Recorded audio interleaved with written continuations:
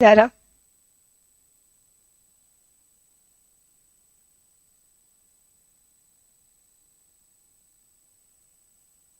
Hello my dear students, a very good evening. आप सभी का रेशमा एकेडमी में स्वागत है। सो माय डियर स्टूडेंट्स, आज हम स्टार्ट करने वाले हैं क्रैश कोर्स। ठीक है, तो आगे बढ़ा जाए अपने पहले सवाल की तरफ। जल्दी से आप लोग अपनी अपनी संख्या में क्या करो, वृद्धि करो। जितनी जल्दी आप लोग जुड़ोगे उतनी जल्दी हम अपना सवालों का सिलसिला स्टार्ट कर पाएंगे।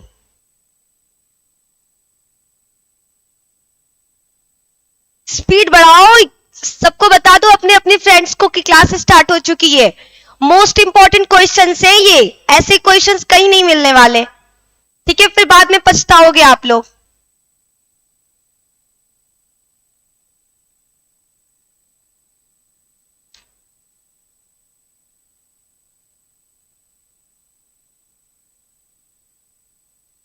चलिए आगे बढ़ा जाए।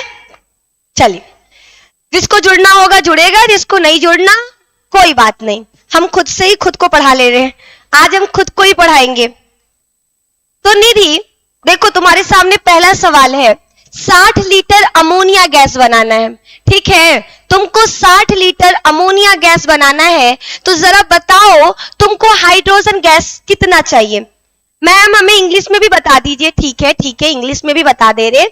Hydrogen gas required to make 60 litre of ammonia gas is. Nidhi को आंसर नहीं आ रहा, तो अब निधि मैम आंसर देंगी। तो पहले तो इक्वेशन आना चाहिए, अमोनिया गैस बनता कैसे है। तो आप सभी को पता है अमोनिया गैस बनाने का समीकरण यानी इक्वेशन क्या होता है, N2 प्लस 3H2 और बन जाएगा आपका 2NH3। यही है, इसे ही हैबर विधि भी कहा जाता है, बट हैबर को गोली मारो। अब भी यहां पर आ जाओ। निधि एक बात बताओ, तुम्हें ये पूरे समीकरण में क्या क्या चीज मिल रहा।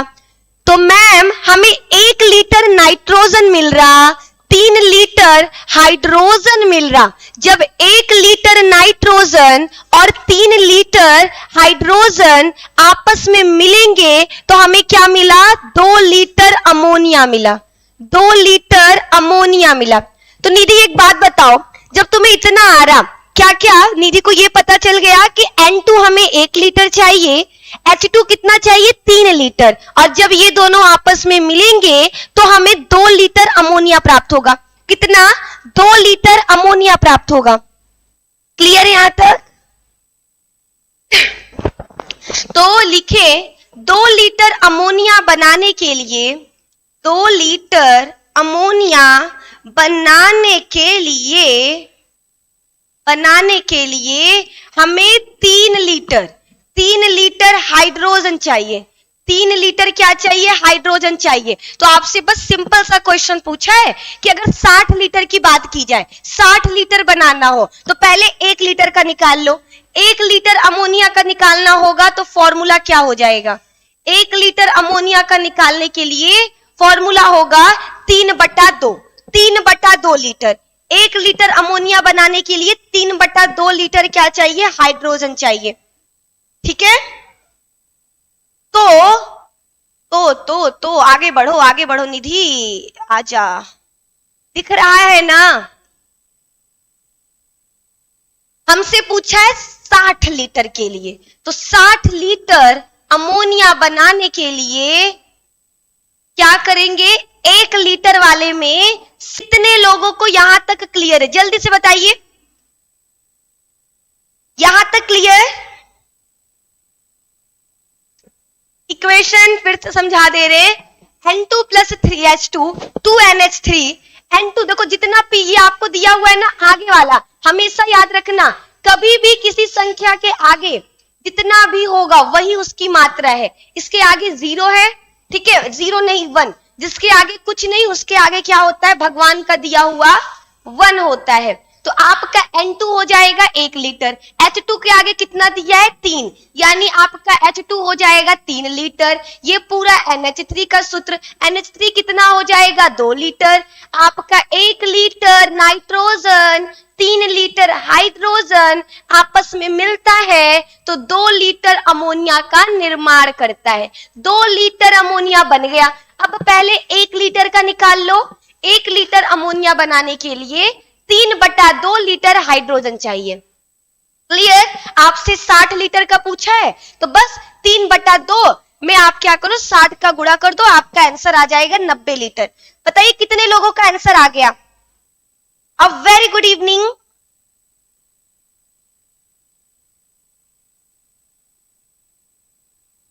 चलिए सी ऑप्शन बहुत सारे बच्चे बोल दिए, C is the correct answer. Next question पे बढ़ा जाए। अगला सवाल देखो आपके सामने, अगला सवाल आ चुका है आपके सामने और आपको क्या निकालना है? ऑक्सीकरण संख्या। ऑक्सीकरण संख्या निकालना है किसका? HNO3 का। कभी भी आपको किसी का भी दे दे, FeOH होल्ट वाइज कुछ भी दे दे और कह दे Fe का निकालना है, O का निकालना है, X का निकालना है, जब भी किसी भी चीज का ऑक्सीकरण संख्या निकालने को बोले बस आपको आंख मूंद कर क्या करना है? उस चीज को X मान लेना है। क्या करोगे? जैसे आपका दिया है HNO3 और आपसे N का पूछा है तो बाकी सब तो उतारो, लेकिन N को क्या मान लो? X मान लो। फिर O3, H का ऑक्सीकरण कितना होता है? 1 होता है। X को X उतार दो। O का ऑक्सीकरण संख्या कितना होता है? -2 होता है। -2 × 3, इसको याद करना होगा। जो बच्चे मेरा फॉर्मूला सीरीज देखे होंगे उनको पता होगा, उसमें हमने सबका ऑक्सीकरण संख्या करवाया है। तो अगर नहीं देखे हो तो जल्दी से जाइए और सुपर 30 वाले प्ले स्टोर फोल्डर में आपको फॉर्मूला का सीट मिल जाएगा। वहां पर हमने सभी का ऑक्सीकरण संख्या बताया है। ठीक है ना? 5 5 5 5। ओके ओके ओके, आगे आगे। और कोई बच्चा? बहुत सारे बच्चे 5 आंसर दे रहे, तो 1x हो जाएगा x, और ये क्या है? 1 को 1 रहने दो, x को x रहने दो, इज इक्वल टू 0 करो। 3 2 जा 6, -6 ये है 0। x इज इक्वल टू 6 इधर चला जाएगा, ये 1 माइनस में, तो x इज इक्वल टू क्या आ जाएगा? 5 आ जाएगा। x इज इक्वल टू 5, बोलो सही है? x is equal to 5 answer. 5 आपका एकदम करेक्ट है। ठीक है, 1 हो गया, सब में प्लस रहेगा बीच बीच में। रुको एक बार फिर से सॉल्व कर दे रहे अच्छे से एकदम।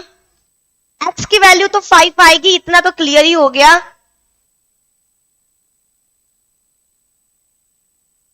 h का कितना होता है? 1 होता है। 1 + x फिर +3 × -2, इसको सॉल्व करो 0 करके, x की वैल्यू आ जाएगी 5। ठीक है, इतना लिख दे रहे, बाकी सॉल्व करने आपको आना चाहिए। अरे ठीक है, यहां तक क्लियर है? 1 + x + 3 × -2, x is equal to 5 answer. आधे बच्चे बोल रहे हैं मैम निधि कौन है? तुम लोग बहुत लेट जुड़ रहे हो, इसीलिए आज हम अपने आप को पढ़ाने वाले हैं। आज हम तुम लोगों को नहीं पढ़ाएंगे, आज हम खुद को पढ़ाएंगे।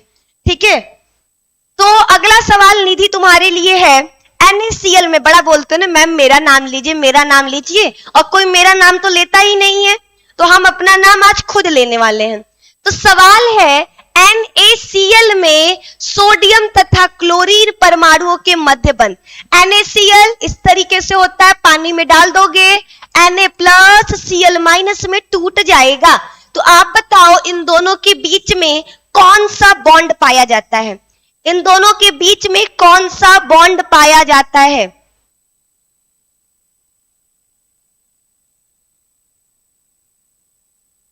आज बच्चे कम क्यों है निधि मैम? पता नहीं अंजीत, इन लोगों का पता नहीं क्या होता है। छोड़ो, देखो एक चीज है, आप लोग इतना समझ लो कि ये लोग आपके कॉम्पिटिटर हैं। ठीक है, तो कॉम्पिटिटर है तो जो लोग जा रहे हैं उन्हें जाने दो, जितने लोग जा रहे हैं आपके कॉम्पिटिटर कम हो रहे हैं। आप पॉजिटिव चीजों पे फोकस करो, छोड़ो नेगेटिव चीजें। पॉजिटिव चीजें, जो जा रहा है आपका कॉम्पिटिटर बढ़ नहीं रहा, घट रहा है, उसको ये सवाल क्या होगा नहीं आएगा। अगर एग्जाम में आ गया वो तो देखा ही नहीं, लेकिन आप लोग ये वीडियोस देखे हो तो आपको तुरंत आंसर याद आएगा, अरे निधि मैम तो कराई थी ये, ठीक है। तो इस क्वेश्चन का आंसर क्या बता रहे हो आप लोग, वैद्युत संयोजक। संयोजक का मतलब होता है लेन देन। देखो सोडियम के पास, सोडियम का परमाणु क्रमांक होता है 2,8 क्योंकि 11 होता है। क्लोरीन का होता है 2,8,7, यही होता है ना, 2,8 10 17 17 सही है, 2,8,7 होता है। इसको 1 इलेक्ट्रॉन चाहिए इसका 8 पूरा करने के लिए, और ये अपना 1 इलेक्ट्रॉन दे देगा तो इसके आखिरी कक्षे में 8 हो जाएंगे। क्योंकि हर तत्व चाहता है कि जो मेरा लास्ट वाला, हर तत्व क्या चाहता है कि जो मेरा लास्ट वाला रूम है उसमें 8 इलेक्ट्रॉन नहीं तो 2 इलेक्ट्रॉन हो, ठीक है। ये दो चीज वो चाहता है कि ज्यादातर लोग क्या चाहते हैं कि 8 इलेक्ट्रॉन, 2 हटाओ, 2 अभी आगे एक सवाल मिलेगा उसमें देख लेना। ज्यादातर तत्व चाहते हैं कि मेरे आखिरी वाले रूम में कितने इलेक्ट्रॉन हो, 8 इलेक्ट्रॉन हो। कितने इलेक्ट्रॉन हो, 8 इलेक्ट्रॉन हो। तो ये अपना 8 करने के लिए 1 दे देगा क्लोरीन को, और ये अपना 8 करने के लिए 1 ले लेगा। तो दोनों में क्या हुआ है, इलेक्ट्रॉन का स्थानांतरण हुआ है। इलेक्ट्रॉन का स्थानांतरण और संयोजन, तो इसको क्या बोलेंगे, जब इलेक्ट्रॉन का स्थानांतरण द्वारा दो तत्व आपस में मिलकर बंध बनाते हैं तो इसे बोलते हैं वैद्युत संयोजक बंध। क्योंकि जब ये पानी में जाएगा, टूटेगा, तो उसमें करंट फ्लो होगा। उसमें क्या होगा, करंट का फ्लो होगा। तो आपका करेक्ट आंसर होगा इलेक्ट्रिकल कनेक्टर, यानी वैद्युत संयोजक। क्लियर है, ए ऑप्शन एकदम क्लियर है। निधि मैम, मेरा आपसे एक क्वेश्चन है कि यूपी पॉलिटेक्निक कॉलेज में हिंदी में पढ़ाई होगी या इंग्लिश में, आपके ऊपर डिपेंड करता है। देखो मेरा मानना है आपको हिंदी में पढ़ाया जाएगा, लेकिन हिंदी वाले बच्चों को ना बहुत दुख झेलना पड़ता है। हम झेल रहे हैं, हमें पता है बहुत हिंता वाली भावना। क्योंकि आपके इंटरव्यूअर आएंगे जब इंटरव्यू लेने के लिए, तो कोई भी क्या चाहता है, बेस्ट को लेना। कोई भी चाहता है कि बेस्ट को ले, तो जो इंग्लिश वाला है उसको हिंदी भी आता है और इंग्लिश भी आता है, तो ज्यादा लोग फोकस करते हैं चलो इंग्लिश वाले उठाकर लेके चले जाते हैं। अगर आप हिंदी में होकर पढ़ने में बहुत तेज हो तब तो चांसेस पक्का है कि आप चले जाओगे। लेकिन अगर आप हिंदी भी लिए हो और पढ़ने में भी नील बटे सन्नाटे हो, फिर तो लोटा गरक है। फिर तो समझो कि हम लोगों का दम भरता बन जाएगा वहां पर। तो आप लोग इसीलिए कह रहे इंग्लिश पर भी फोकस करो। जो बच्चे बोलते हैं ना मैम हिंदी हिंदी हिंदी, अरे नालायको, अगर हिंदी तुम लोग ले भी लोगे, हिंदी में निकाल भी लोगे, तो वहां पर बहुत दिक्कत होने वाला है। वो तो जो टीचर आएंगे इंग्लिश में बक बक करके निकल जाएंगे, आप लोग फंस जाओगे। तो इसीलिए फोकस करो हिंदी और इंग्लिश दोनों टर्म्स पर। क्लियर है?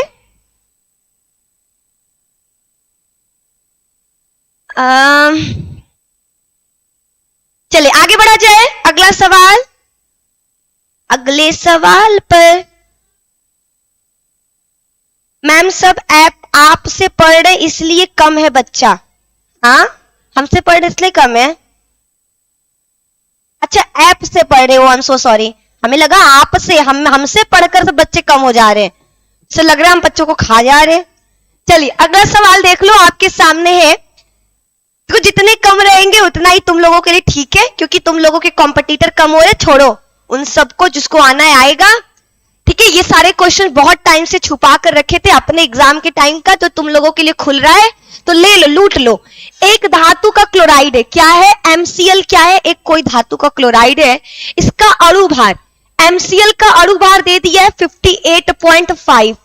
और आपसे पूछा क्या है, आपसे पूछा है धातु का, इस M का, आपको पता नहीं है M क्या है, इसका तुल्यांकी भार कितना होगा। इसका तुल्यांकी भार पूछा है। कितने बच्चे ये सवाल कर लेंगे, कितने लोग कर लोगे? पहले M की वैल्यू निकाल लिया जाए। देखो MCl is equal to M plus Cl, दोनों का अणु भार। MCl दे दिया है 58.5, M हमें पता नहीं, Cl का पता है। Cl का अणु भार कितना होता है, 35.5। तो M is equal to 58.5 minus 35.5, तो M हो जाएगा 5 में से 5 0, 8 में से 5 घटा 3, 5 में से 3 घटा 2, ये 23 आएगा, 23 आएगा, हाँ जी 23 आएगा। ठीक है, अब हमें क्या करना है, तुल्यांकी भार निकालना है। m तो पता चल गया कि जो भी हमारे पास m तत्व है उसका अणुभार 23 है, उसका अणुभार कितना है, 23 है। अब हमें तुल्यांकी भार निकालना है। तुल्यांकी भार निकालने का फॉर्मूला, ये भी हमने फॉर्मूला वाले सीरीज में कराया। जो बच्चे वो देखे नहीं है ना, तुम लोगों का बेड़ा गर्क हो जाएगा। अगर नहीं देखे हो तो अभी जाओ दोबारा देखो, अगर देख लियो तो दोबारा देखो उस वीडियो को, रिवीजन हो जाएगा, दिमाग में बैठ जाएगा, आपके ही काम आएगा। एक मौका मत छोड़ो कि आपको एक ऐसा मौका मिल जाए जहां पर चांसेस कम हो जाए सरकारी कॉलेज का। बहुत कंपटीशन है, बहुत ज्यादा, 100 के बच्चे हम लोगों का वीडियोस देख रहे हैं, यानी आपके लिए 1 लाख बच्चे ऐसे इंतजार कर रहे हैं। 1 लाख बच्चे में आपको क्या करना है, ऊपर की तरफ जाना है। तो सोच लो, एक मौका मत दो किसी को।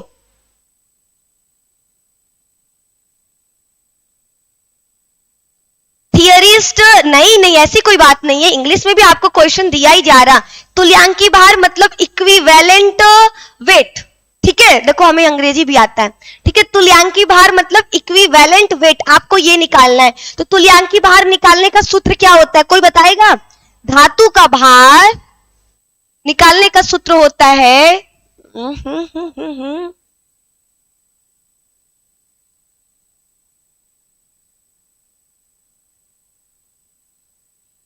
चलो यहां पर तुल्यांकी भार इज इक्वल टू धातु का भार बटा में Cl का भार, Cl का भार, क्लोरीन का भार, क्लोरीन हमेशा Cl2 में पाया जाएगा, और पूरा भार, पूरा कितना दिया है, 58.5 दिया है।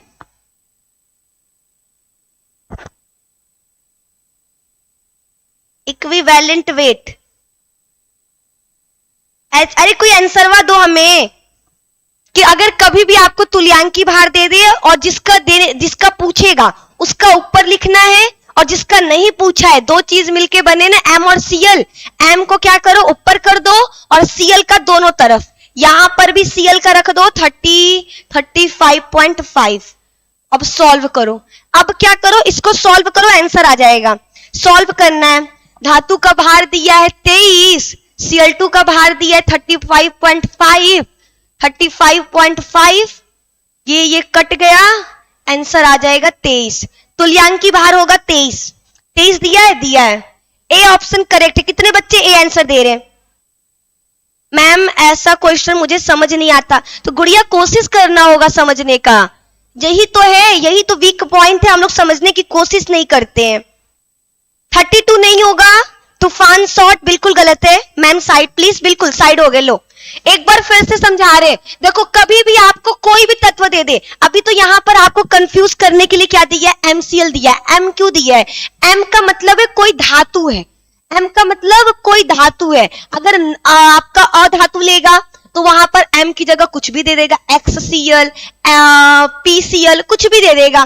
ठीक है, तो आपको याद रखना है M क्या डिनोट करता है, धातु को डिनोट करता है। अगर आपका M की Cl की जगह कुछ और भी होता तो आप क्या करोगे, सिर्फ इस तरीके से फॉर्मूला डाल दो, MCl is equal to, MCl किस चीज से मिलकर बना है, M से और Cl से। M का नहीं पता, Cl का तो पता है ना, Cl का अणुभार पता है, अणुभार निकालने आना चाहिए। अणुभार कम से कम 30 तक, हाइड्रोजन का 1, हीलियम का 4, लिथियम का 6, ऐसे याद कर लो। ठीक है, कुछ आपके अपवाद है, जैसे सोडियम का 11 होता है और उसका अणुभार कितना होता है, 23 होता है। ज्यादातर देखा गया है अणुभार हमेशा परमाणु क्रमांक का दुगना, जैसे हाइड्रोजन का 1 है तो ये देखो ये 1 हो जाएगा, आपका हीलियम का ये 2 है तो ये 2 का दुगना क्या हो जाता है, 4 हो जाएगा। ठीक है, हाइड्रोजन, हीलियम, लिथियम का 3 है, 3 का दुगना 6 हो जाएगा। ठीक है, सभी का ऊपर वाला क्या होता है, नीचे वाले का दुगना होता है। कुछ केसेस में आपको अपवाद देखने को मिलेंगे, सोडियम का, क्लोरीन का, ये सारे क्या है, एक अपवाद के तौर पर वो आवर्त सारणी में पड़े हुए हैं। तो कंफ्यूज मत होना, लेकिन सबका याद कर लो। 30 तक तो हर बच्चे को याद होना चाहिए। नहीं याद है तो आज जाकर बैठकर घर पे याद करिए। ठीक है, ये वाला समझ में आ गया। आपको MCL M+CL करना है, M की वैल्यू निकाल लेनी है। M निकलने के बाद जिसका तुल्यांकी भार पूछेगा उसको ऊपर रख दो और नीचे में क्या करो, जो आपका बगल वाला था उसको ही गुणा करो, उसका ही भाग करो। बस ये दोनों कट जाएगा, धातु का भार वही निकल आएगा। क्लियर?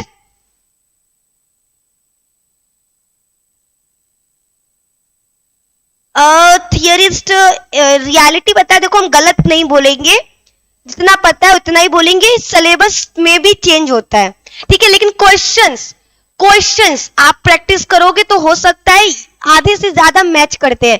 पॉलिटेक्निक का जो आपका सिलेबस है ज्यादातर स्टेट के मैच करते हैं, सिर्फ क्वेश्चन का तरीका थोड़ा सा चेंज रहता है।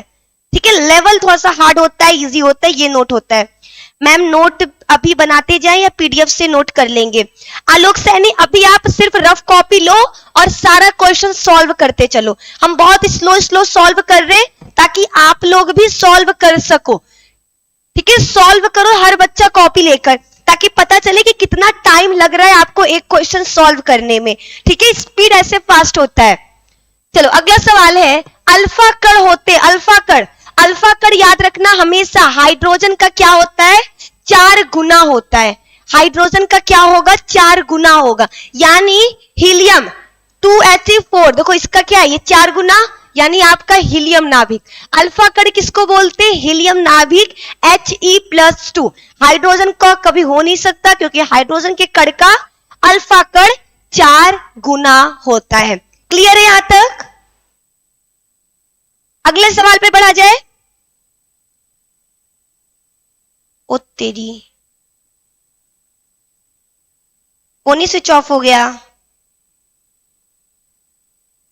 सो अब आपके चैट्स मेरे पास नहीं आ पाएंगे, कुछ कारणवश फोन स्विच ऑफ हो चुका। चले कोई ना, आप लोग आंसर देते रहो। ठीक है, अगला सवाल है, नाभिक ऊर्जा प्राप्त होता है, जो न्यूक्लियस को एनर्जी कैसे मिलता है? तो आप सभी को पता है न्यूट्रॉन के टूटने से। नाभिक के अंदर न्यूट्रॉन होता है, वो न्यूट्रॉन टूटता है तो आपको एनर्जी मिलता है। क्लियर है? इस क्वेश्चन का आंसर भी क्लियर है। Nuclear energy is obtained from neutron fission. कहां से मिलेगा? न्यूट्रॉन के टूटने से, न्यूट्रॉन के फिजन से। अगला सवाल है, 1.6 ग्राम NaCl के विलयन में AgNO3 का विलयन मिलाने पर 4 ग्राम AgCl के अवक्षेप प्राप्त हुए। यदि Ag तथा Cl के तुल्यांकी भार, आपको तुल्यांकी भार दिया हुआ है, आपको सोडियम का तुल्यांकी भार निकालना है। किसका निकालना है? सोडियम का। चलिए आप लोग आंसर दो, हम देख रहे हैं। ठीक है, दूसरा फोन भी मेरे पास तैयार है, जल्दी से आंसर दो आप लोग। आपको क्या दिया है? आपको 2 तत्व दिए हुए, क्या दिया? NaCl दिया है, दूसरा AgCl दिया है। ठीक है, NaCl और AgCl, NaCl बटा AgCl equal to Na+Cl Ag+Cl। ठीक है, आपको Na का पूछा है तो हम वो लेते हैं ना जिसका हमको पूछा है। Na का पूछा है तो Na को ले लिया जाए। NaCl का कितना दिया है? NaCl का भार दिया है 1.6, AgCl का दिया है 4 ग्राम। Na का पूछा है, Na को x मान ले या फिर Na लिख के छोड़ दो। Cl का कितना होता है? Cl का आप सभी को पता है, Cl का बताओ कितना होता है? 35.5 होता है। Ag पर आ जाओ, Ag का दिया है 108, फिर Cl है 35.5। बस इस इक्वेशन को सॉल्व करना है। देखो जब भी आपको दे दे, कोई भी 2 तत्व दे दे, NaCl AgCl, ठीक है, कहां का है AgCl मेरा? ये रहा AgCl। AgNO3 क्यों नहीं लिए हैं? क्योंकि इसी का विलयन है। 1.6 NaCl के विलयन में AgNO3 का विलयन मिलाने पर आपको क्या मिल रहा है? 4 ग्राम AgCl मिल रहा है। NaCl किस में डाल रहे हैं? NaCl में जैसे ही, NaCl में हम जैसे ही AgNO3 डालें, हमें क्या मिला? हमें मिल गया AgCl। तो हमारा फोकस किस पे होना चाहिए? NaCl पर और AgCl पर। इन दोनों का जो भार होगा इन दोनों का भार बटे में लिख दो। NaCl का भार किसके बराबर होगा? सोडियम के तुल्यांकी भार के और क्लोरीन के तुल्यांकी भार के। Ag का तुल्यांकी भार, क्लोरीन का तुल्यांकी भार। बस अब सब इक्वेशन को रखो। Na का हमें तो याद है, हमें याद है, आप बताओ कितना आंसर होगा? सॉल्व करो, आंसर आ जाएगा। करेक्ट आंसर लिख दें हम? आप लोग सॉल्व कर लेना प्लीज, ठीक है? आप लोग सॉल्व कर लेना, हम डायरेक्ट आंसर लिख देते हैं। Na की वैल्यू आ जाएगी 21.9, ठीक है? देखो 4 को इधर भेज दो, 1.6 को इधर भेज दो, Na को उधर भेज दो, बाकी पूरा इक्वेशन सॉल्व करो, आंसर पाओ। इक्वेशन सॉल्व करो, आंसर पाओ, ठीक है? 21.9 क्या होगा? करेक्ट आंसर होगा, ठीक है? यहां तक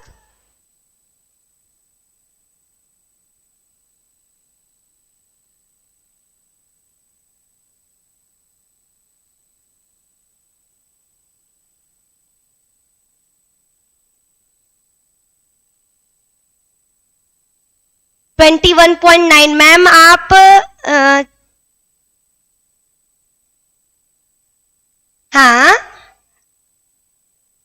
ma'am, you are best student Nitin Sakya. I request to you please try to explain in English language because I am not able to understand in Hindi language.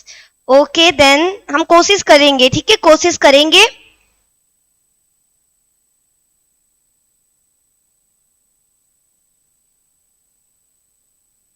चलिए आगे बढ़ा जाए। ये सवाल तो हो गया, ये सवाल तो हो गया। अगर आपको कभी भी क्या दे दे, कोई आपको सॉल्यूशन दिया है NaCl का, एक सॉल्यूशन NaCl का जिसमें AgNO3 क्या कर रहे हैं, हम मिला रहे हैं, मिक्स कर रहे हैं। जब दोनों को हम मिक्स करते हैं तो हमें क्या मिलेगा? 4 ग्राम AgCl क्या हो रहा है? प्राप्त हो रहा। आपको सिर्फ और सिर्फ इक्विवेलेंट वेट निकालना है सोडियम का। तो जिसका भी इक्विवेलेंट वेट बोलेगा उसको क्या करना है? छोड़ देना है। वैसे ही बाकियों का इस फॉर्मूला याद होना चाहिए आपको। दोनों सॉल्यूशन को लिख दो पहले, दोनों सॉल्यूशन का भार एक जगह लिख दे। क्या देखो, प्रथम विलयन का भार,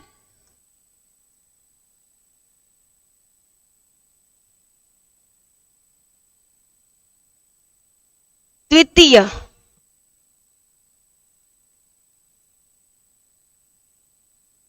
प्रथम यौगिक का भार बटा द्वितीय यौगिक का भार।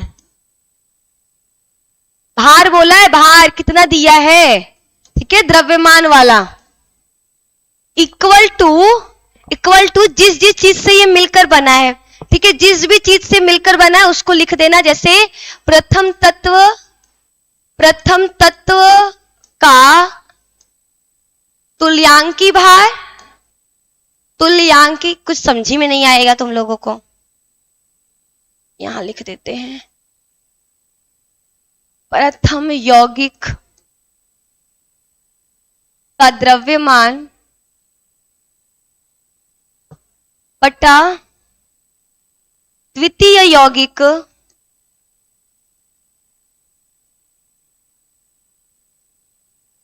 द्रव्यमान इक्वल टू प्रथम तत्व तुल्यांकी भार, ऐसे लिख देते शॉर्ट फॉर्म में।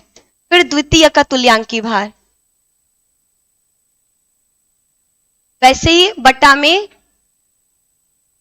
प्रथम तत्व तुल्यांकी भार प्लस द्वितीय तुल्यांकी भार, ठीक है? ऐसे आप लोग चाहो तो याद कर सकते हो। दोनों यौगिकों का द्रव्यमान लिखना है और फिर दोनों यौगिक किन किन तत्वों से मिलकर बने हैं, उन दोनों तत्वों का आपको क्या करना है? तुल्यांकी भार लिख देना है। तुल्यांकी भार आपको दिया होगा तो आपको ये बिल्कुल चिंता मत करना कि तुल्यांकी भार याद करना होगा। आपको सभी का तुल्यांकी भार क्या होगा, क्वेश्चन में रहेगा। सिर्फ क्वेश्चन आप लोग देख लेना आराम से, ठीक है? आगे बढ़े नेक्स्ट क्वेश्चन पर।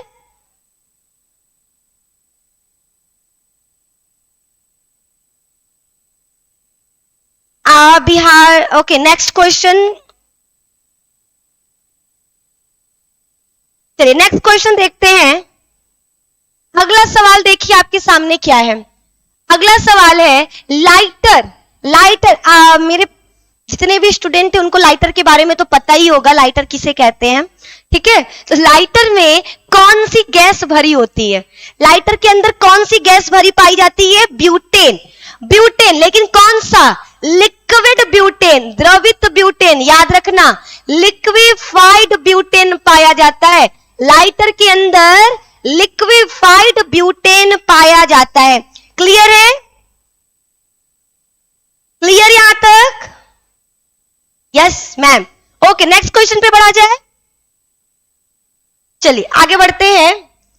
अगला सवाल, NH3 गैस में, NH3 है, इसमें HCl का भीगा हुआ छड़ डाल देंगे तो क्या मिल जाएगा? NH4Cl मिल जाएगा। कैसा मिलेगा? सफेद धुआं के साथ मिलेगा, ठीक है। जब भी आप NH3 अमोनिया में HCl डाल दोगे तो आपको अमोनियम क्लोराइड देखने को मिलेगा, वो भी सफेद धुआं के साथ, ठीक है, सफेद धुआं के साथ निकलता है। अगले सवाल पे बढ़ा जाए।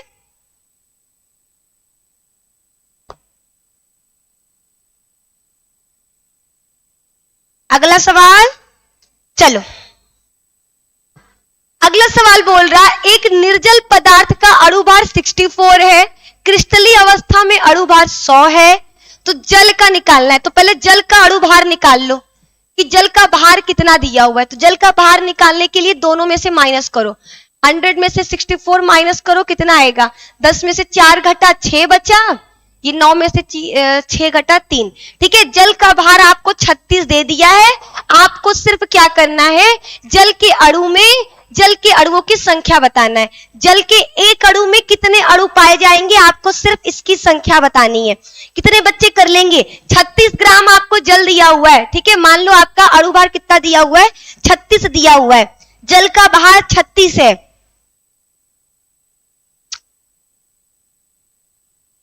कर लोगे, बहुत इजी क्वेश्चन है, बहुत इजी क्वेश्चन है। जल का भार आपको 36 दे दिया है, आपको बताना है इस 36 ग्राम में कितने अणु जल के होंगे। तो आपको पता है 1 ग्राम, एक अणु, जल का एक अणु पहले निकाल लो। जल का एक अणु भार, जल का अणु भार कितना होता है? हमें तो याद है 18, लेकिन आप लोग निकाल लो। H2O 1 × 2 + 16 = 18, ठीक है, 18 होता है। आपके पास दिया है 36, आपके पास मान लो कोई क्वेश्चन कह दे आपके पास 40 रुपए हैं, ठीक है, 40 रुपए आपके पास है, यानी 36 ग्राम पानी है। 36 ग्राम पानी है, आपके पास 36 रुपए है, 36 ले लो, 36 रुपए आपके पास है। और एक टॉफी 18 रुपए का है। एक टॉफी कितने का है? 18 रुपए का। तो आप बताओ 36 रुपए में कितनी टॉफियां ले लोगे? 36 रुपए में कितनी टॉफी ले लोगे? एक टॉफी 18 रुपए का, एक टॉफी कितने का? 18 रुपए का। आपके पास 36 रुपए है, तो कितनी टॉफियां ले लोगे? कितनी टॉफियां ले लोगे? आपको वही सिर्फ अणुओं की संख्या निकालना है। अणुओं की संख्या निकालने का सूत्र क्या होता है? अणुओं की संख्या निकालने का सूत्र होता है कुल भार बटा अणु भार, ठीक है।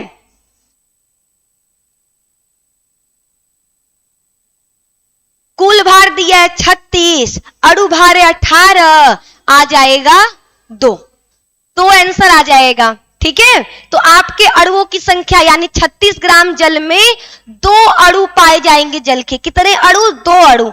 कितने बच्चे 2 आंसर दे दिए? जरा देखा जाए कितने बच्चों का 2 आंसर आ चुका है। D D D D, okay,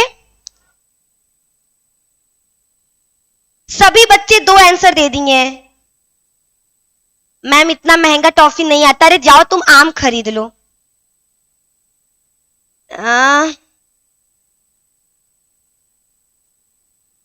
तो ओके, डन हो गया आपका आंसर ए यानी 2। क्लियर है? ये तो क्लियर होगा ना। सारे न्यूमेरिकल्स देखो आपके एग्जाम में इससे हार्ड न्यूमेरिकल नहीं आएगा, इतना ही न्यूमेरिकल आएगा। जो जरा थोड़ा बहुत भी न्यूमेरिकल कर लेता है वो कर लेगा, ठीक है। बॉक्साइट का सूत्र क्या होता है? बच्चे को पता है। देखो बॉक्साइट आपको याद रखना है एल्युमिनियम का अयस्क है, ये भी हमने फॉर्मूला वाले में कराया था। अयस्क याद करवाएं, किसके कौन कौन अयस्क हैं। ठीक है, ये वाला भी हमने करा दिया। बॉक्साइट आपका एल्युमिनियम का अयस्क है, तो जिसमें एल्युमिनियम दिख गया वो आपका क्या होगा, करेक्ट आंसर में आ जाएगा, श्रेणी में आ जाएगा। उसके बाद आपका बॉक्साइट ऑक्साइड है, एल्युमिनियम का ऑक्साइड अयस्क है, तो उसमें ओ रहना भी क्या है, इंपॉर्टेंट है। ओ वाला सिर्फ एक दिख रहा है, ये वाला Al2O3.2H2O हो जाएगा।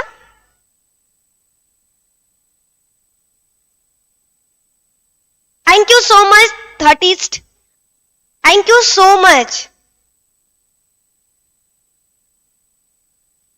चले आगे बढ़ा जाए नेक्स्ट क्वेश्चन की तरफ। चलिए आगे बढ़ते हैं अगले सवाल की तरफ। The formula of bauxite is Al2O3.2H2O because bauxite क्या है, एल्युमिनियम का ओर है, और वो भी कैसा ओर है, ऑक्साइड ओर है, उसमें ऑक्सीजन का रहना जरूरी है। अगला सवाल आपके सामने है, निम्न में से कौन सी गैस सबसे अधिक सक्रिय वायु प्रदूषक है, यानी आपको बताना है which of the following gas is the most active air pollutant, सबसे ज्यादा एयर पॉल्यूशन फैलाने वाला, और वो भी एक्टिव है इस वक्त क्या है, सक्रिय है, तो वो और कोई नहीं सिर्फ हमारा एक है। कौन है, कार्बन। कंफ्यूज करने के लिए यहां पे कुछ छोड़ रहे, ठीक है, आप बताओ क्या होगा, कौन बता रहा, कार्बन डैश ऑक्साइड, क्या डाइऑक्साइड होगा या मोनोऑक्साइड होगा, जल्दी जल्दी जवाब दीजिए। कितने बच्चे हैं, मैम जी आज कुछ ज्यादा शांति है। अंजीत सबको कॉलेज चाहिए, मैम थोड़ा फास्ट करवाइए, 6 बजने वाला, रही हम तो भूल ही गए थे। अच्छा ठीक है, फास्ट चलते हैं ना।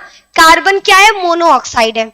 अगला सवाल, बल्बों में तंतु की आयु बढ़ाने के लिए कौन सी गैस भरी जाती है, तो याद रखना बल्ब में आपका नोबल गैस भरा होता है, उत्कृष्ट गैस भरा होता है। कौन सा, ऑर्गन, ऑर्गन भरा होता है। इसको चाहो तो आप क्या कर लो, याद कर लो, रट लो, जो करना है सो करो, लेकिन याद रखना, ठीक है। आगे बढ़ते हैं, 10 ग्राम NaOH में अणुओं की संख्या होगी। 10 ग्राम NaOH में अणुओं की संख्या कितनी होगी, मैम फॉर्मूला वाले का नेक्स्ट पार्ट 30 के बोला था पहुंचाने के लिए, 30 के पहुंचा ही नहीं, जब पहुंचेगा तब न मिलेगा।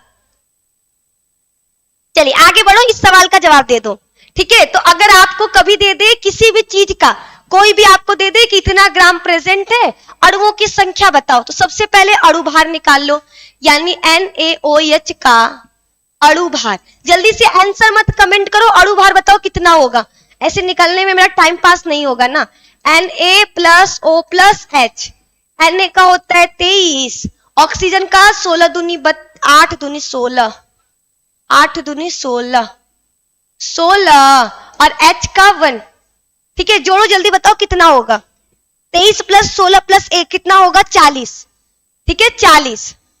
आपको 40 ग्राम अणु भार, अगर 40 अणु भार होता तो उसमें कितना मोल प्रेजेंट होता, 6.023 × 10⁻23।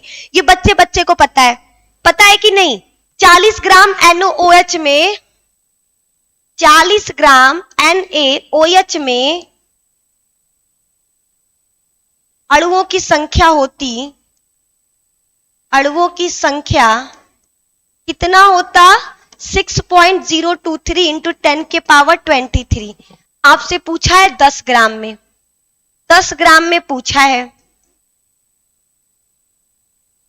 तो क्या करोगे, 10 ग्राम में पूछा है तो आप क्या करोगे, तो पहले तो 1 ग्राम का निकाल लो, 1 ग्राम का कितना हो जाएगा, डायरेक्ट आंसर कर दे क्या, 6.023 × 10⁻23। सही है, इसी फॉर्मूला पे होगा आंसर। तुम लोग ला दिए, अब हमें सॉल्व करने में टाइम जाएगा, आप लोग आंसर बताओ हमें कितना होगा। थोड़ा सा थियरिस्ट, थोड़ा सा आपको हार्डवर्क करना होगा। Yes ma'am, yes ma'am, yes ma'am. B कौन सा आंसर आ रहा है, नहीं बी नहीं होगा, डी होगा, सॉल्व करो आपका आंसर आएगा।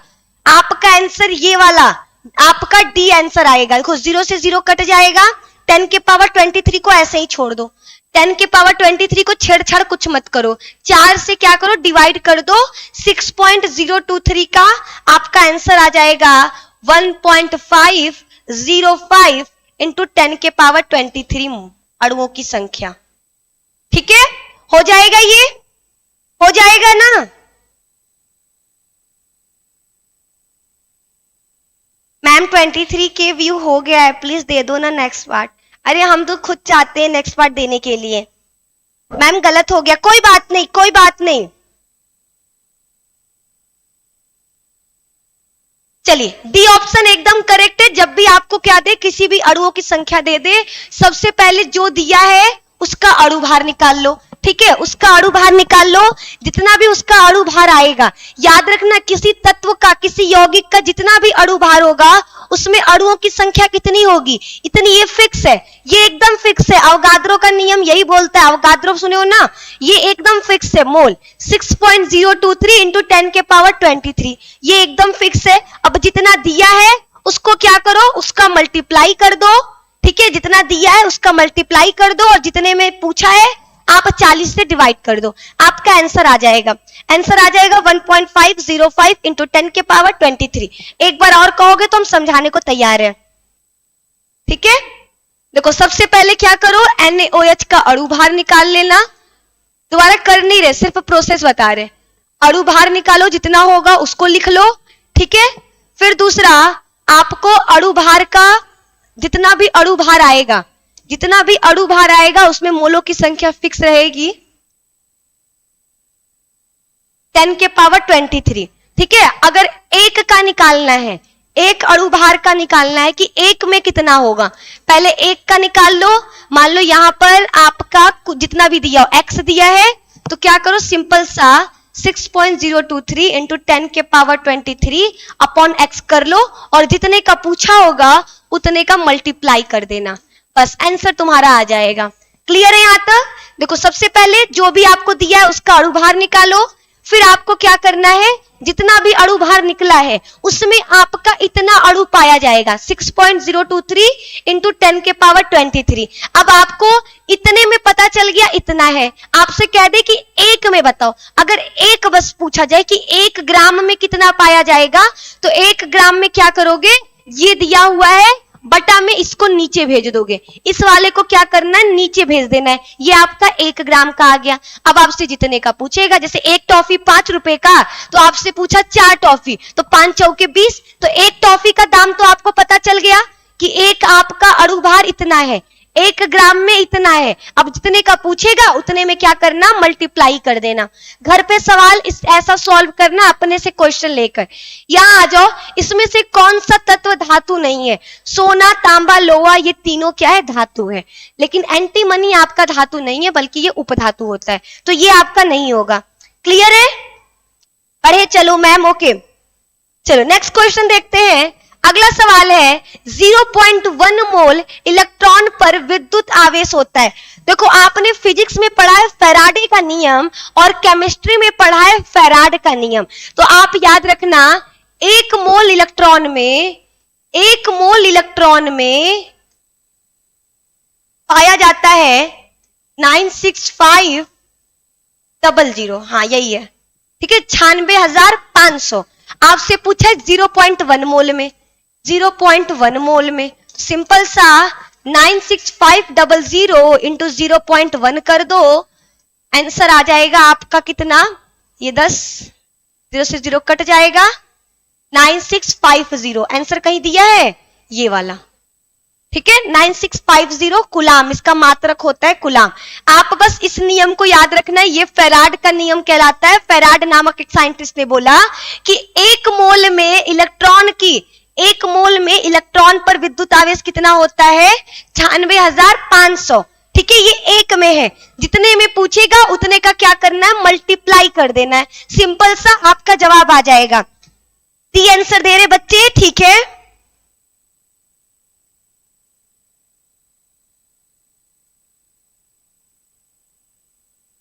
क्लियर है यहां तक? मैम आप मुस्कुराइए रेशवा एकेडमी में। आज मैं मुस्कुराना छोड़ दी।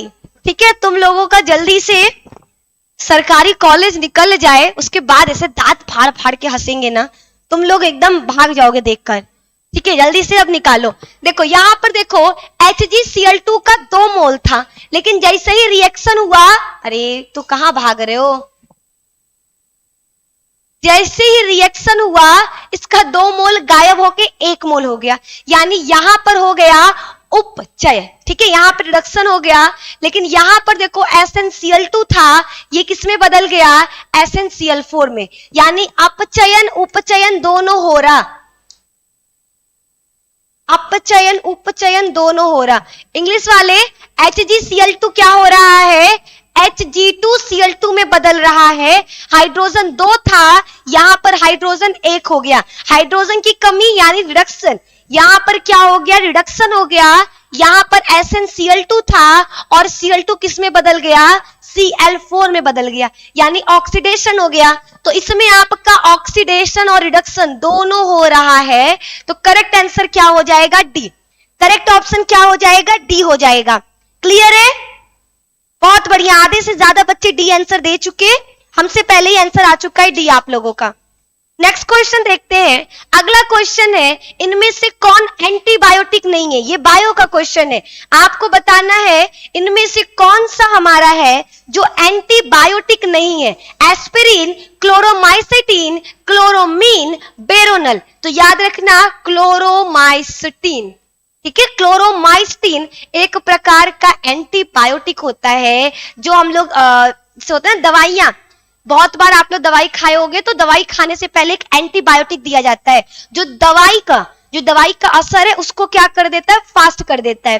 ठीक है, एंटीबायोटिक का मतलब दवा खा रहे हो, दवा खाने में 10 मिनट में ठीक होगे, एंटीबायोटिक खा लोगे तो जो 10 मिनट में ठीक होने वाले थे वो क्या होगा, 5 मिनट में हो जाएगा। समझे, यानी दवा का स्पीड जो बढ़ा दे वही एंटीबायोटिक है। उसी को गांव वाले एंटीबायोटिक करते रहते हैं। ठीक है, करेक्ट आंसर हो जाएगा क्लोरोमाइसिटीन। क्लोरोमाइसिटीन। क्लियर है, आगे बढ़ा जाए।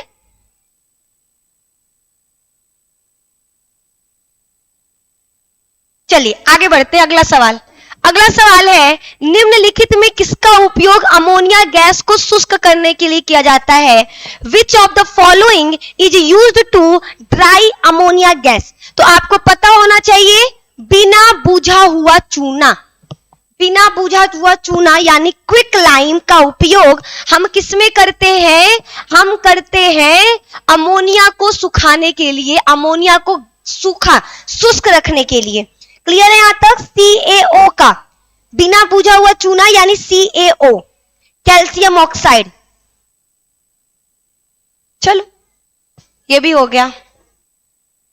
अगला क्वेश्चन है, 21 परमाणु संख्या KLMN पढ़े हो, 2, 8, 18, बहुत थकान हो गया। 2, 8, 18, 32 आपको 21 वाला दिया है, भर दो। 2, 8, 10, 8, 18, 19, 20, 21 ये दिख रहा है, लेकिन ये नहीं होगा। हमने बोला था कि हर तत्व चाहता है कि उसका जो आखिरी वाला कक्ष है, उसका क्या है, आखिरी वाला जो कक्ष है उसमें क्या हो, या तो 2 इलेक्ट्रॉन हो या तो 3 इलेक्ट्रॉन हो। आखिरी वाले कक्ष में या तो 2 इलेक्ट्रॉन हो या तो 3 इलेक्ट्रॉन हो। तो यहां पर क्या 2 या 3 कह रहे, 8, 2 या 8 इलेक्ट्रॉन हो। ठीक है, हर कक्ष चाहता है कि मेरे आखिरी वाले रूम में 2 इलेक्ट्रॉन हो या फिर 8 इलेक्ट्रॉन हो। इस बेचारे के पास 3 है, 1 बच रहा, या तो ये 1 किसी को दे देगा, और अगर किसी को नहीं दे रहा तो इसका क्या परमाणु क्रमांक बन जाएगा, 2, 8, 9, 2। ये होगा इसका करेक्ट वाला। अभी जस्ट हमने ये वाला करवाया था। ठीक है, पहला तो K में 2 होता है, L में 8 होता है, ये कंप्लीट हो गया। M में आपका 18 जा सकता है, M में कितना जा सकता है, 18 जा सकता है। तो याद रखो, आप M में संख्या बढ़ा सकते हो। आखिरी वाले में या तो आप 2 भरोगे या तो आप 8 भरोगे। ठीक है, इस तरीके से भी कर सकते हो। K 2 हो गया, L आपका क्या हो जाएगा, 8 हो जाएगा, m पता नहीं m में कितना जाएगा, लेकिन n में हमेशा 2 या फिर 8 रहेगा। m निकालने के लिए 8 2 10, 10 2 12, 21 में से 12 घटा दो, कितना बच जाएगा? 9 बच जाएगा, यानी आपका m में 9 भरेगा। ठीक है, कितने बच्चे ये वाला आंसर दिए जरा देखा जाए तो? ये आंसर सबको नहीं पता है। डी, देखो आज ये वाला क्वेश्चन समझ के तुम्हारे दिमाग में क्लियर आ गया। D D D D D. चलिए नेक्स्ट क्वेश्चन देखो। अगला सवाल देखिए आपके सामने है, सोडियम एसीटेट सोडा लाइम के साथ अभिक्रिया करके क्या बनाता है? मीथेन बनाता है। देखो अगर हम भी चाहे ना तो जल्दी जल्दी खत्म कर सकते हैं, सिर्फ टिक लगाते हुए चले, लेकिन टिक नहीं लगाना है ना, समझाना भी तो है। बस ये क्वेश्चन करो, लेकिन पूरा कंप्लीटली समझ के करो। चलिए आ जाओ। सोडियम एसीटेट का फॉर्मूला क्या होता है? CH3COONA। यही होता है, यही होता है ना। सोडा लाइम के साथ, सोडा लाइम का सूत्र होता है NaOH। इसका क्या करो? रिएक्शन करो। रिएक्शन कराने पर मीथेन गैस क्या होता है? बाहर निकलता है। मीथेन गैस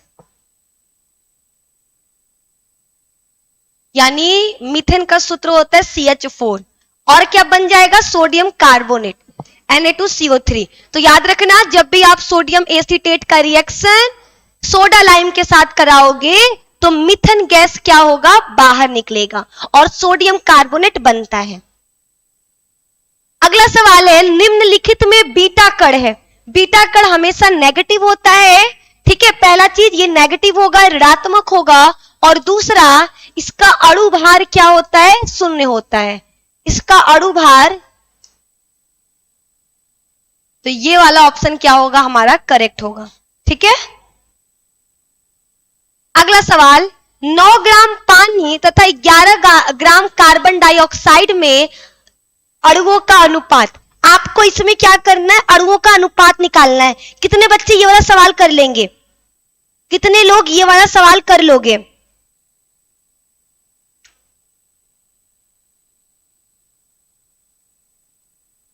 कोई कर लेगा? देखो H2O का अणु भार होता है 18, यानी 1 ग्राम पानी में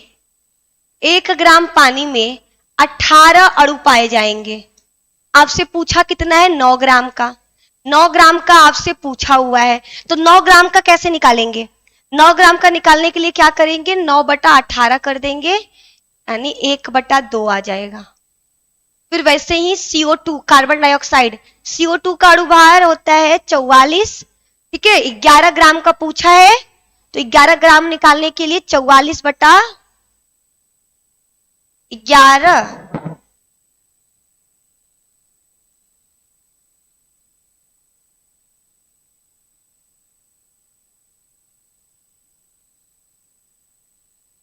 11/44 सही था। 11/44 कर दो, कट जाएगा, आएगा 1/4। अब इन दोनों को जोड़ दो, इन दोनों का अनुपात निकालना है, सिर्फ इन दोनों का अनुपात निकालना है, आंसर आ जाएगा 1/2 1/4। ठीक है, आएगा आपका 1/2 रेशियो 1/4। कहीं ये दिया है? ये अनुपात होना चाहिए, दिया हुआ तो दिख नहीं रहा हमको। सही है कि गलत गया है? जल्दी बताइए तो, यही ना आएगा? 1/2 रेशियो 1/4 यही आएगा। 2 1 2, 2 2 4, यानी 1:1/1:2। इसको क्या लिख सकते हैं? इसको 1:2 लिखा जाए, 2:1, 2:1, 2:1। क्लियर? 1/2 रेशियो 1/4 करोगे तो आपका कितना आ जाएगा? 2:1 आ जाएगा।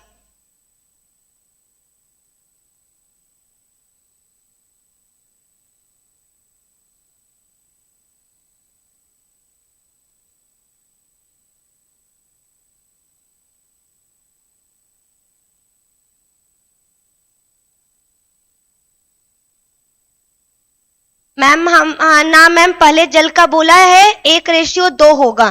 पहले जल का क्या बोला है? 9 ग्राम पानी दिया है, 11 ग्राम कार्बन डाइऑक्साइड दिया है।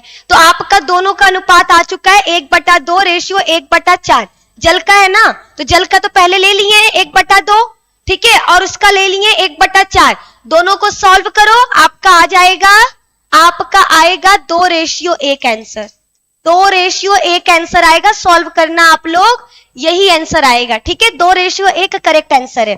अगला सवाल देखो, दो गैसों के घनत्वों का अनुपात कितना दिया है? 1/16 दिया है, ठीक है। आपको D1 D2 दिया है, R1 R2 पूछा है, ठीक है, विस्तार पूछा है। R1/R2 is equal to, formula क्या होता है?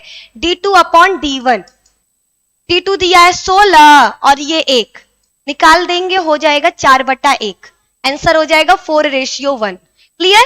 इस सूत्र को याद रखना, जब भी आपको किसी का भी विसरण दे दे, विसरण का मतलब होता है गैस कैसे फैल रहा है, ठीक है। अगर एक रूम में बोला जाए गैस फैल रहा है, तो याद रखना अगर दो गैसों की बात की गई है तो वो क्या होगा?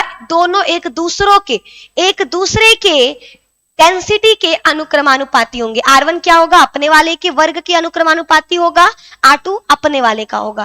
क्लियर है? तो आपका ये फॉर्मूला निकल के आएगा R1/R2 is equal to √D2/D1। D2 का वैल्यू 16 दिया है, D1 का वैल्यू 1 दिया है। 16 किसका वर्ग होता है? 4 का, और 1 का तो 1 ही होगा। तो आपका 4:1 आंसर आ जाएगा बी। बी आंसर एकदम करेक्ट है। 1 मिनट ही है, बस एक ही क्वेश्चन बचा ही है, एक ही क्वेश्चन बचा भी है, ज्यादा क्वेश्चन नहीं है, सिर्फ 25 क्वेश्चन थे। एग्जाम में 25 क्वेश्चन ही आएगा ना। चलो अगला सवाल देखो, मानक ताप और दाब पर गैस का मोलर आयतन होता है। अगर STP standard temperature and pressure, इस पर मोलर आयतन कितना होता है? बच्चे को पता है 22.4 लीटर। 22.4 लीटर। अब नेक्स्ट क्वेश्चन नहीं है, अगला सवाल नहीं है, ठीक है। हम जितना लाए थे एकदम टाइमली पढ़ा दिए। देखो 6 बजा, मेरा क्वेश्चन आंसर खत्म। नो मैम जी, हम लोगों का 30 हो गया क्वेश्चन। अच्छा, तब तो बहुत बढ़िया है। मैम सिलेबस भी कुछ कर दीजिए, आज आपकी एनर्जी खत्म हो गई। बिल्कुल नहीं अंजीत, मेरी एनर्जी एकदम सॉलिड है, सॉलिड एनर्जी है। एक बार देखो, जो आपको क्वेश्चन में कंफ्यूजन हुआ है, उससे पहले एक चीज याद रखना, एक कंफ्यूजन ज्यादातर फैला रहा है, ट्रिक बता रहे।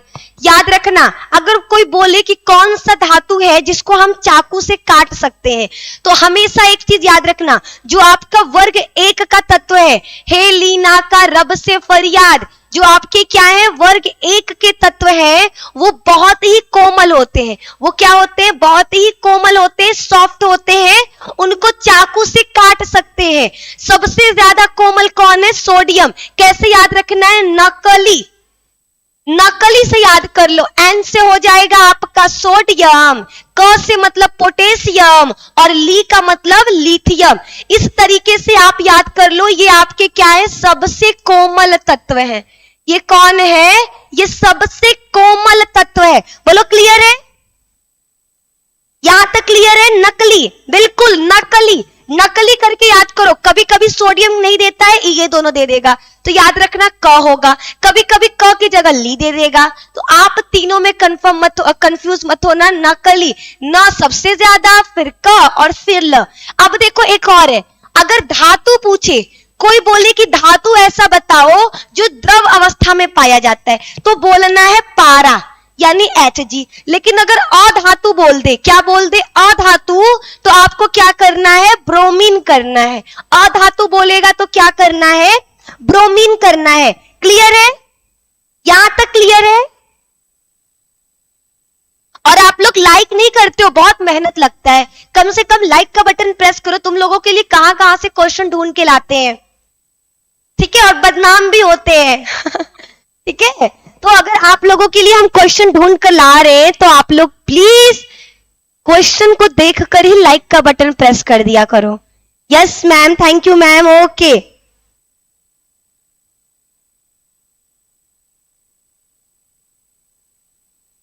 ओके देन, तो आज के लिए इतना काफी है। आज के लिए बस इतना ही। मिलेंगे अब आपसे नेक्स्ट क्लासेस यानी कल फिर से क्रैश कोर्स में मोस्ट इंपॉर्टेंट क्वेश्चंस लेकर, कल हमने फिजिक्स कराया था, आज हमने केमिस्ट्री करा दिया, फिर फिजिक्स, फिर केमिस्ट्री, ऐसे ही आपका रोज आपके क्वेश्चंस आंसर होते रहेंगे, ठीक है?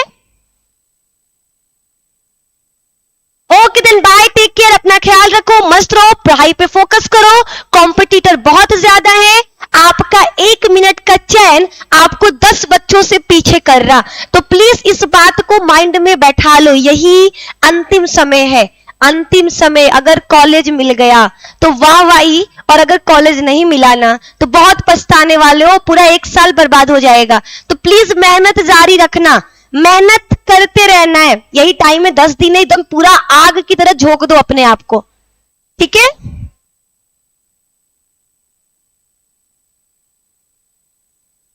बहुत जल्दी मिल जाएगा बुड्ढा की राह, बहुत जल्दी, बस मेहनत करते रहिए आप लोग।